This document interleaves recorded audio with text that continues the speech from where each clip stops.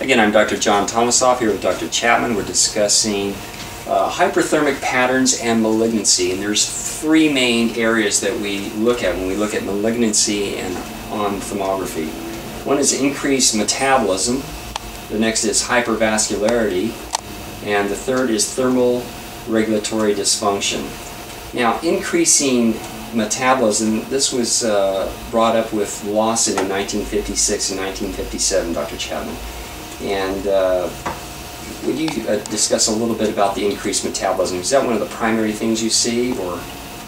When it was first developed and they were looking for malignancy on thermography, it was developed by Dr. Lawson, who was a Canadian physician, and he thought that thermography would be a nice benign test to look for cancer. So in 1956 he published a paper on breast cancer, and he thought that the cancer would show up as either increased metabolism, which would be a general increased heat, or hypervascularity, which would be due to angiogenesis or increased vascular areas. Through the course of time, then we came up with another autoimmune vascular approach, and that would be based on a human autoimmune dysfunction, and that would be also IBC. That was published in 1984. And so this has been around for a long time.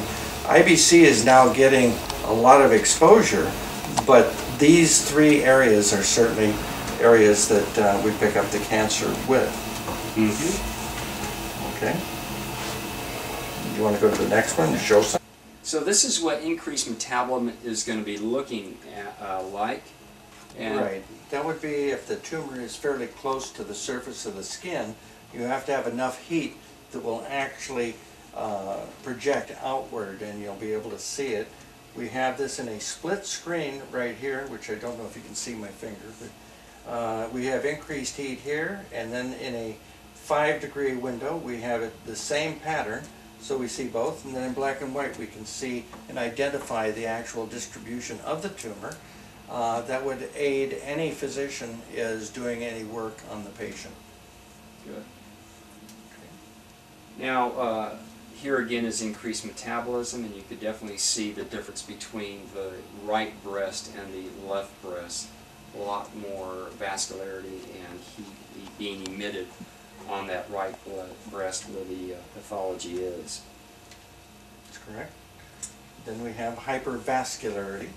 That means that as the tumor starts to progress and grows new angiogenic blood vessels, we see the increased vascular area here, and we see increased vascular area on the left side over by you. The problem is that sometimes things will change before new blood vessels are grown. That's the hypervascularity, and that would be the existing blood vessels now filled with blood as well. And that's increased heat. So we see two different tumors here on both patients. And these are two different patients. Yes.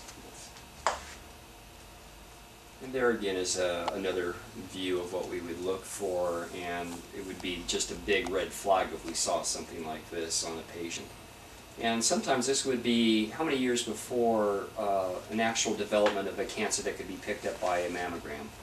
We pick up the cancer usually 5 years before it can be seen on a mammogram, and that's the earliest type of test that can detect a cancer. In this particular case, it's short term. This is an IBC, or inflammatory breast carcinoma. So she had no symptoms or anything else, negative mammogram, negative ultrasound, and a negative MRI. The thermogram 2 weeks after those tests show up this way, and you can see immediately the sore right breast. It's very painful, and of course one of the things that we see would be increased breast size. As it starts to swell, the breast does become heavy, hot, and larger. Okay.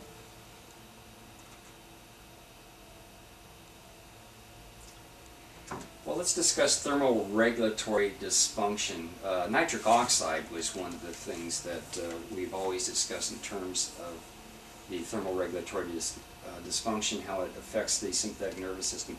Why don't you discuss just briefly how that happens? Well, nitric oxide is associated with the cancerous tumors. And what it does is it is released from the cancer, goes outward to the surface of the skin, and it reaches where the site of the tumor would be, causing that vascular area in the region to dilate. That means it gets bigger and it fills with blood. Blood is hot, and therefore it shows up then as increased heat. In this particular case, we see focal heat at the arrow, and we see it in the upper outer axillary region. And then we go over here to the second series, and we see it increased in heat. And that's one of the keys. If you have a second series in your study, we can see actually the cancer increasing in heat. The doctors that are not doing a second series miss this possibility. They get a single series, and therefore we're finding 18% of those are false negatives. That means they don't pick up the cancer at all until much later. And in that case, you may as well just have a mammogram. In fact, in some of the studies that have been out there that I've reviewed, we've discussed this. Why will they get so many false negatives? Probably is because of the way the protocols were followed. They don't see the dynamic change from series 1 to series 2. And of course, the chemical nitric oxide causes the cancer and the vascular areas to dilate, and that fills with blood. If they don't do the second series, they just see a hot spot, that's all. Yes. Or maybe the protocols weren't followed, or the room temperatures were varying so much that it wasn't being able to be identified also. Proper protocol is essential for good early detection of breast cancer.